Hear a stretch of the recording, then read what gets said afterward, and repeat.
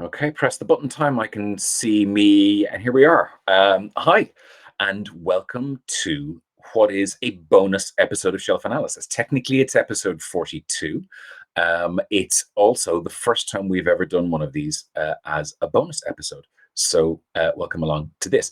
Why do bonus episodes? If you've been around since the very beginning, you'll know that we used to do this frantically in March and April because we were all sitting locked into our houses and couldn't get out and do anything anywhere else. And then that got a bit tiring, and it moved down to 3 a week and 2 a week, and now to 1 a week. That things are in some vague air of normality. However, the problem is I kept asking nice people that I wanted to talk to if they'd come on and do the show, and lots of those nice people kept saying yes. And as a result of which, because there's only 1 a week, I'd like to get to all of these lovely people before we get to 2021. So as a result of which, there will be a bonus episode this week. There will be a bonus episode next week as well. I'll tell you a little bit more about that later on. Other than that, this is one of those ones that I just asked, and he said, well, yeah, that seems like a really nice idea. So I'm thrilled to be able to press a button. I hope it's this one here. And say hi to not only a man that I first came across in Peep Show and in that Mitchell and Webb look, but also in back a couple of years ago on Channel 4, which I enjoyed immensely, and which I know many people enjoyed immensely as well. He has since, of course, become a writer and an author, and now of his first novel this year as well. So in theory, I press this button and I say hello to Robert Webb. Hello, Robert Webb. How are you? Hello, I'm very well, thank you. I'm very excited to be a bonus. I feel like I should jump out of a cake. Hooray. It's been you and John Irving. John Irving's the only other one we've had so far. So look, as usual, me and John Irving. I mean, again, that guy, he just follows me around. I know, and just expects you to just pick up his crumbs. That's a tough gig. Thank you very much for agreeing to do this. Maybe just to begin with, it's kind of what we ask all the authors is just tell us a little bit about the last 6 months, because it has been unlike anything any of us have ever lived through, and everybody reacts differently, and everybody's gone through different circumstances. So what's it been like for you? It was very weird. Well, for everyone, it's been very weird in all sorts of different ways. I mean, my particular unique way of it being weird was that it didn't make that much difference to my life to start with, because I had in November to have quite a big deal operation. I had a valve gone wrong in my heart, so I had open heart surgery 1st of November.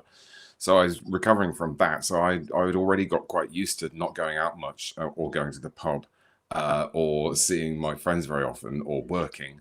So this was almost a sort of continuation of that. But I remember, in the very beginning of it. Because it came out of the fact I had a routine medical, because we were going to make the second series of Back, which you kindly mentioned on Channel 4. And I went for the medical, and the doctor put his stethoscope in my heart and went, what have we been doing about the heart murmur? And I said, what heart murmur?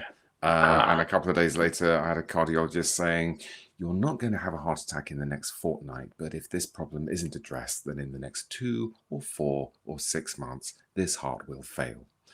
So that got my attention. So I did the first 10 days of filming Back, then sort of walking around acting quietly and trying not to have a heart attack. And then I had the operation, and then they finished all the other scenes that didn't involve me, which frankly wasn't very much. And then 4 months later, we started filming Back again, and then we stood down for COVID. And we've just finished the last week's filming. We were within like 6 days of finishing when we stopped for the pandemic. So that's been it, really. But in between those weird bits of filming, I tried to publish a novel, which was a peculiar enterprise, because it was the 23rd of April, which was absolute peak of first wave. So all the bookshops are closed and 1,000 people a day are dying, and I come along going, who likes comedy? Here's a book. So that was a peculiar thing. That was, and I presume as part of that, obviously, for authors that had books coming out in and around that time, there were some publishers that made the decision to bump stuff out by. In fact, I know one author whose book now isn't coming out for a year, but some publishers. Well, some publishers did make that decision to go, okay, we're going to go out there. You didn't get to do then any of the things traditionally that authors do. You didn't get to do bookshops or festivals or publicize. What did that feel like It must have been extraordinary. Well, it's worth saying, there were more serious pulls on our sympathy at that time, and there will be again. But then slightly frustrated authors. But it was frustrating because I sort of see it as part of the job, really. I came to this so late, really. I mean, I've been a writer since my early 20s, but that's in sketches and drama and stuff like that. As a writer of long form fiction, it's always been part of the thing that you get on the road and you do this tour. I mean, I gather that in the sort of 80s and 70s and before, you published a book, maybe it was reviewed, maybe it wasn't.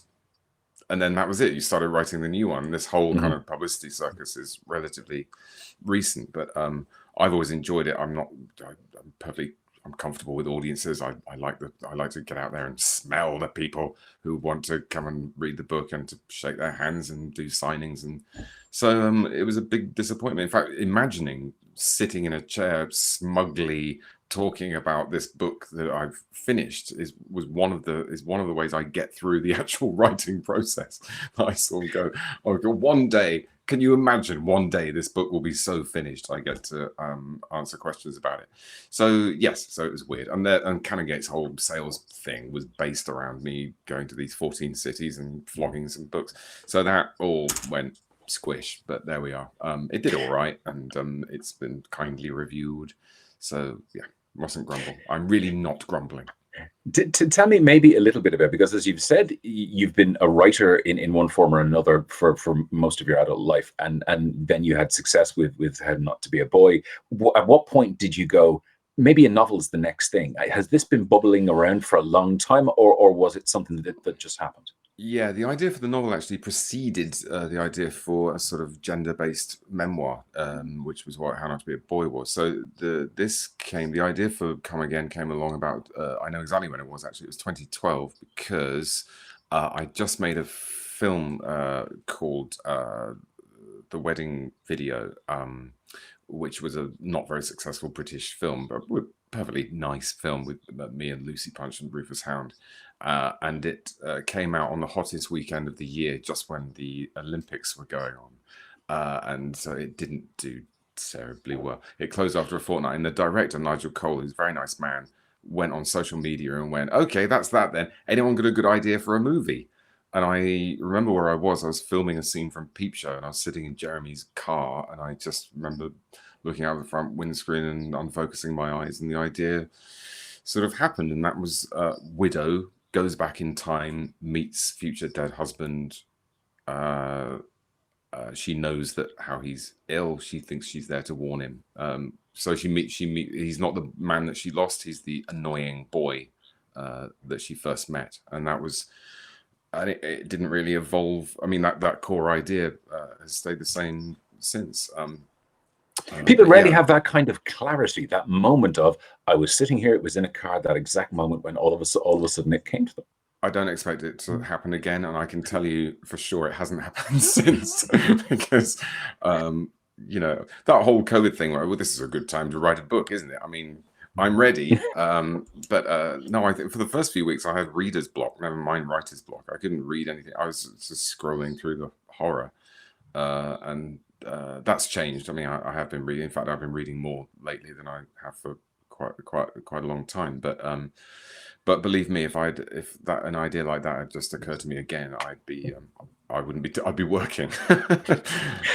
I think you're not alone in that, in terms of all of the people we've spoken to in the previous 41 episodes, that seemed to have been the thing, and that reading was hard for the first few weeks, certainly for people who were in the middle of writing became very hard, and things have maybe moved on for them as well. So that implies that you're working on something else. Is that another novel? Is that something else TV based? Are you jinxed about that? Do you not like to talk about these kind of things when they're happening? No, I wish I could be that precious about that I had an idea to be like that about. No, I there is an idea, and I'm just not sure if I like it enough to. I mean, because you've really got to like it, because these things take ages, and other things, especially if you have another job as an actor, stuff will come along and you will get distracted, and it could take a very long time if you're not careful. So you've got to love it, and I did love Come Again, and I did love the idea of doing a memoir based on seen through the prism of masculinity. I do have an idea, but I think what I'm going to do is start to write it as a short story, and see if it becomes, see if I enjoy it so much that it starts to grow. I gather things can happen like that, but I've got past the stage of thinking, if I just sit around waiting for another idea to happen, it will happen. I don't think that happens very often. I think with me, I have to start writing and see what comes out of it. Yeah, I think that's rumor has that's the way with everybody. They don't just drop in your lap. I'm reliably told, being somebody who No. doesn't write for a living. Tell me one of the criteria that we have for people when they come on Shelf Analysis. In fact, there aren't really any. You can pick books from any time, from any era. They just have to be things that you like and that you want to wave at people and go, "This is brilliant. I think maybe you'd have a crack at this."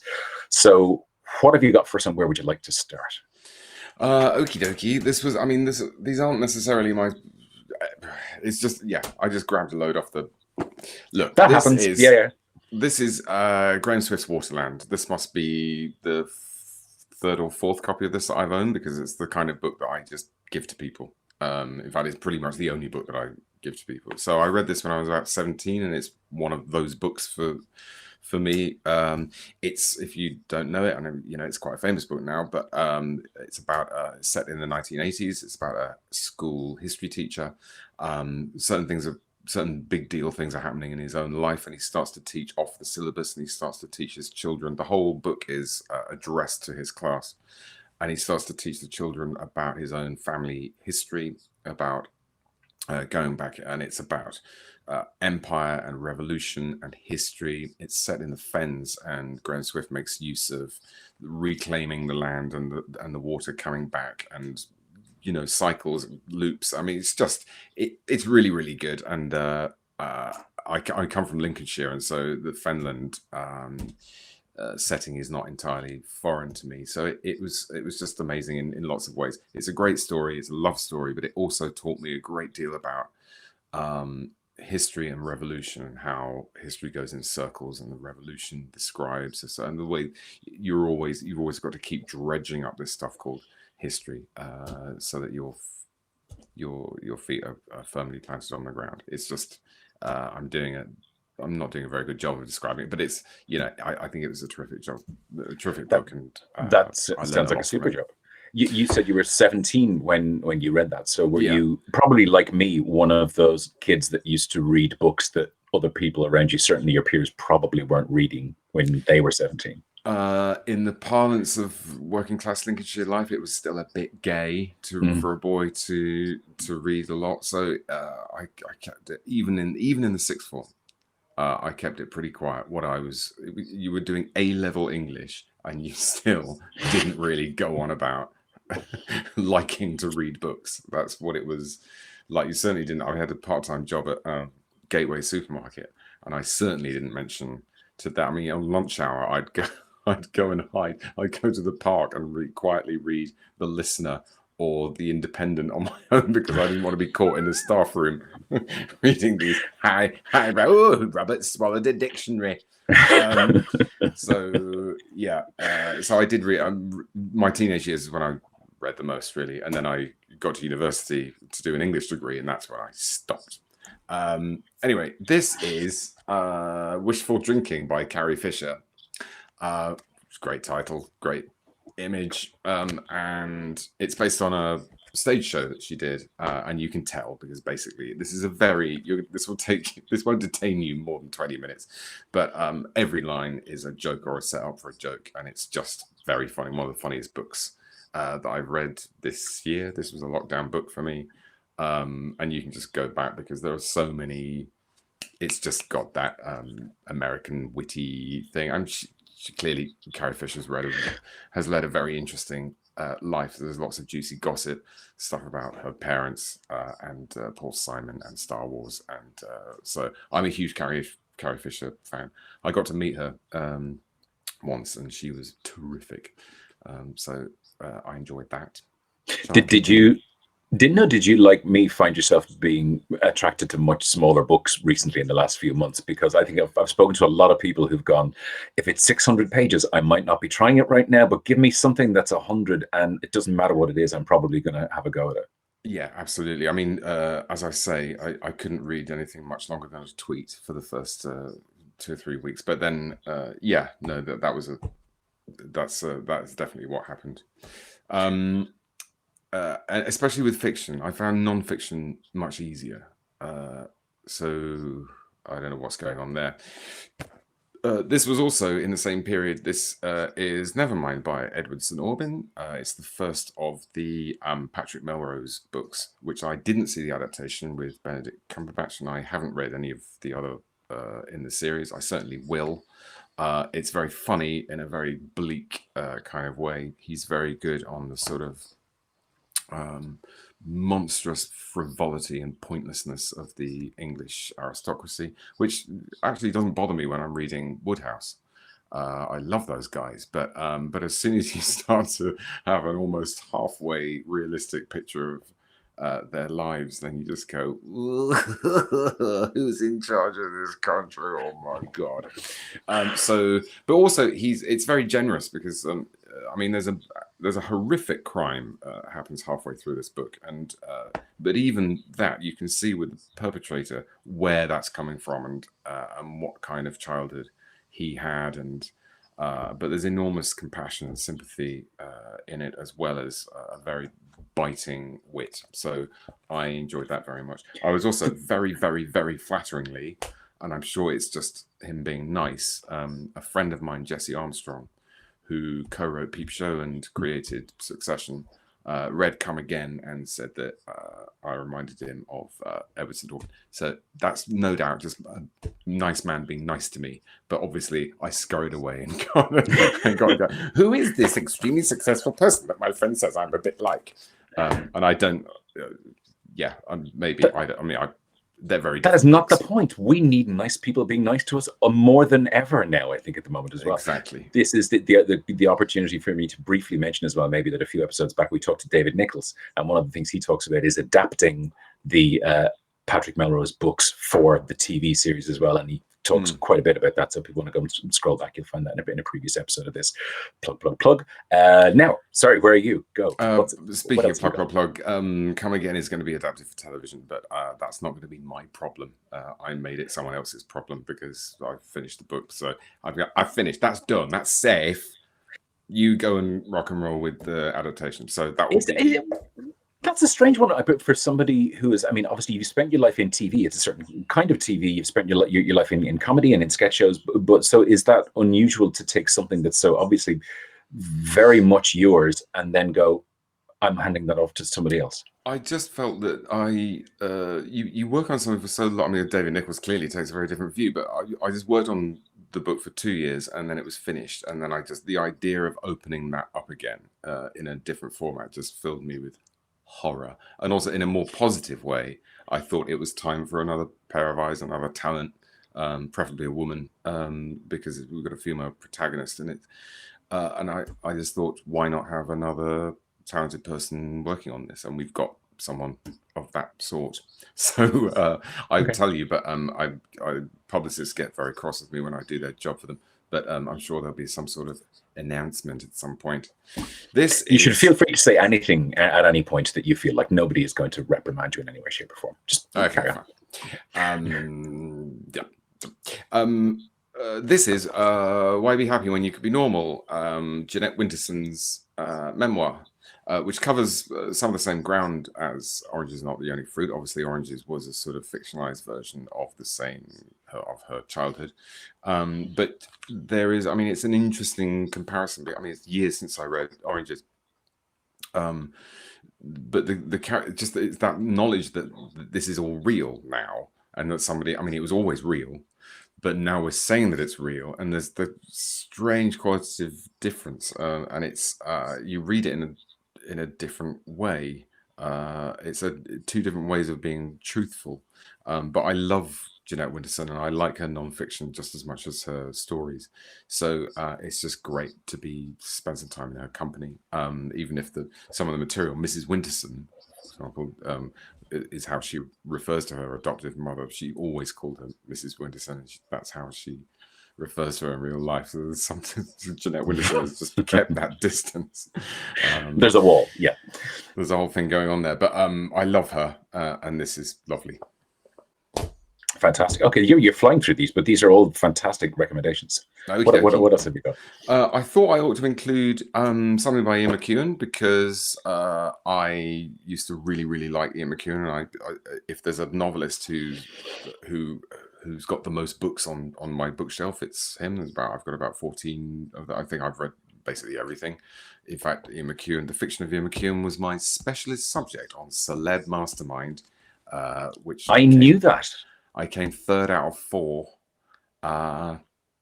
Didn't do very well. I think it's the only thing you and I share is that we've both been contestants on Celebrity Mastermind. How did you do, and what was your subject? We did one series of it here in Ireland, and it was obviously such a terrible, clanging lack of success after I was involved in it that it was never made again. It was made 8 years ago. I did the solar system for my specialist subject. The solar system? Yeah. That's enormous. I chose 9 It was quite big. short books. It was. You chose the solar system. It was. There was a series as well, so we had to like roll on. So it wasn't one-off episodes. So I was in one semi-final where I did the movies of Woody Allen 8 years ago, which would be slightly more controversial now, and the solar system for the final. And I was conscious you did Ian McEwan as well. Tell me, what sort of boning up did you have to do with that? I know what I did when I was prepping myself, but what about you? Because you can't really reread all of his stuff. It's a while ago now. No, I think I skimmed through. I reminded myself of most of the. I mean, ones like this, I think I relied on memory. There were ones like Solar that I didn't like, that I had to go back and sort of skim through, making a list of the characters and the major plots. I probably used Wikipedia, in fact, just to look at the plot summaries. No, I didn't reread them all. Anyway, this was one of the first that I read, and The Child in Time is, I just think it's beautiful. I mean, it's got such a upsetting opening involving the loss of a child. And the first time I read it, it was before I was a father, and I thought, oh, that must be upsetting. I reread it when my oldest was about the same age as Kate, who goes missing in this, and it's just absolutely horrifying. But anyway, it's I think it's a beautiful book about, and it oddly enough, it shares quite a lot. It shares some preoccupations with Waterland. There's an interest in childhood, an interest in madness and identity, and I seem drawn to these things. But it's a smart book. I mean, it's got one of those classic McEwan male protagonists who are just insufferably capable.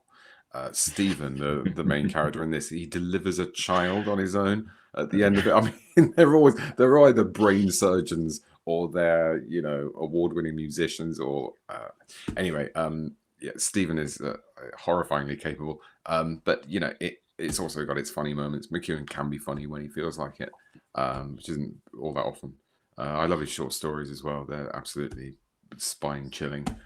He wrote a children's book which called The Daydreamer, which really shouldn't be allowed anywhere near children. It's just got loads of transformations and terrifying things going on. And finally, here is this is a big book, and I didn't read this in lockdown. I read this a long time. Well, I don't think I've read it cover to cover. Like Dominic Raab and his Good Friday Agreement, I didn't sit down and read it from the beginning to end. There's a lot of it to read.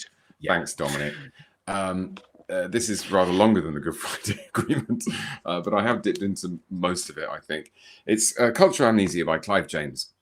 And what this is many essays, short essays on cultural figures from the 20th century. So by cultural, I mean it could be authors, but also artists of any kind, and one or two politicians. So I've got an index there, and we've got Franco Fellini and Kafka and Hazlitt and Adolf Hitler and Charlie Chaplin and Jean Cocteau, and so you'll get 3 or 4 pages of Clive James just fantastic prose on each of these people, and he's just very interested in totalitarianism, the sort of the big problem with the 20th century, and artists' reactions to it and who and how various people behaved. And James is always very good, I think, on not being quite so sure how he would, if he was in occupied France,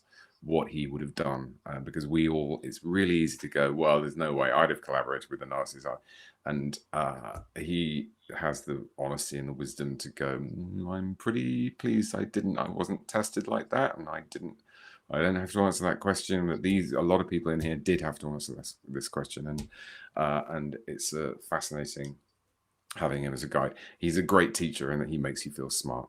I just learned a great deal from this book.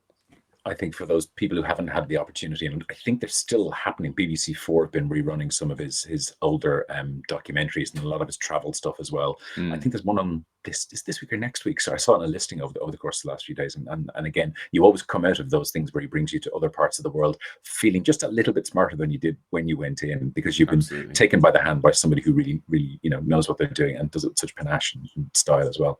Yeah. Before we finish, really briefly, I do want to ask you about Back. I know you mentioned it. I immensely enjoyed the first series. I thought it was just the world's full of TV series you abandon after 2 episodes and go, don't get. But the first series of it a couple of years back was super. I wasn't 100% sure there was going to be another one because there was that gap in the middle. But now, as you said, is it done? Is it finished? Have you signed off? And it's all done. No, we did it. I finished on I won't bring dates and times into this because who knows in the wonderful world of online media when we're all enjoying this conversation. But it was I finished from my point of view in my timeline just a couple of days ago. So yeah, it only, like I say, we only had 1 week left to do, and we've waited all for the whole of the first bit of the pandemic, as we now have to call it, to get that wrapped. But it's done now. The delay, I mean, it's going to be 4 years after the first series because Simon Blackwell, who writes it, he got his diary right. He got his knickers in a right old twist. I mean, he's a very in-demand writer, and he, I think he would not mind me saying, his agent colossally overcommitted him to doing other things. So there was a big delay there, and then there was a delay while I didn't have a heart attack, and then there was another delay for COVID. So it's very, very late, but it's the scripts were as good as last time. Hopefully David and I and the rest of the cast know what we're doing as much as we did last time. So it's good, and Andrew is a fun character to play because you don't know if he's just a slightly needy guy or whether he's completely motivated by malice. So that's an enjoyable character for me. I think you've nailed him in a single line there. That's fantastic. It is brilliant to see you looking so fantastic and looking so in fine fettle. It's brilliant to see you at all. It's been lovely to have you say yes to come on the show, and I genuinely appreciate this. The book, I presume there'll be a paperback of that coming out at some point in the next few months as well. There'll be a paperback in February, yeah. But if you're feeling perverse and you like beautiful hardbacks, it is a beautiful hardback. Look at the boards. Look great, but I've got to show boards because they get very excited. Publishers get very excited about beautiful boards. There's the boards. Oh, absolutely. You don't get that on a paperback. So there it is. And the words are quite good. The words are quite good as well. The bit that goes in the middle in between the two hard bits on the side. Yeah. Robert Webb, I have been a fan of yours for a very, very, very long time, and it has been a real joy talking to you. Thank you so much for coming on. Thank you very much, Rick. That's Robert Webb. That is our bonus episode of Shelf Analysis. Regular episodes next week. We will have one for you coming up Wednesday at 8 p.m. as per usual, and there'll also be a bonus episode next week. Fingers crossed. I think it's happening. There'll be another bonus episode next Friday. Other than that, enjoy your weekend, and I'll catch you back on RTE Gold weekdays next week from 10 a.m. Good luck. Have a lovely rest of your week.